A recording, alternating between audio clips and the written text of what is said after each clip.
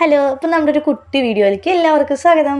അങ്ങനെ കുറച്ച് ദിവസങ്ങൾക്ക് മുന്നേ എനിക്ക് കുറച്ച് രൂപയ്ക്ക് കിട്ടിയിട്ടുണ്ടായിരുന്നു. അത് ഞാൻ ഉപ്പിലിട്ടിട്ട് പോയിട്ട് ഒരു യാത്ര കഴിഞ്ഞ് തിരിച്ചു വന്നപ്പോഴേക്കും നല്ലതുപോലെ ഉപ്പും മുളകൊക്കെ പിടിച്ച് അടിപൊളി പഴുത്തതൊക്കെ നല്ല സൂപ്പറായിട്ട് അലുത്തുണ്ടായിരുന്നു.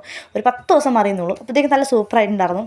അപ്പോൾ ഞാനും പൊന്നൂസും കൂടെ വന്ന അപ്പം തന്നെ ആ പഴുത്തത് മുഴുവൻ തിന്നു നിർത്തും. പിന്നെ പച്ചക്കാണെങ്കിൽ നല്ല പുളി ഉണ്ടായിരുന്നു, തിന്നാൻ ഇച്ചിരി പാടായിരുന്നു, അതുകൊണ്ട് തീർന്നില്ല. ഞാനിത് ഉപ്പിലിട്ട് വെച്ച റൂബിക്കായ കാരണം നല്ല ഉപ്പുണ്ടായിരുന്നു, കുറച്ച് ഉപ്പ് മുന്നിലായിരുന്നു. അതുകൊണ്ട് അച്ചാറിനകത്ത് ഞാൻ ഒരു തുള്ളി ഉപ്പ് ഇട്ടിട്ടില്ല, പാകത്തിന് ഉപ്പുമായിരുന്നു കേട്ടോ. റൂബിക്ക് ഉപ്പിലിടാൻ വേണ്ടിയിട്ട് എനിക്ക് കുറച്ച് മുളക് കൂടെ കിട്ടിയിട്ടുണ്ടായിരുന്നു. സ്നേഹത്തോടെ ഒരാൾ തന്നാണ് കേട്ടോ.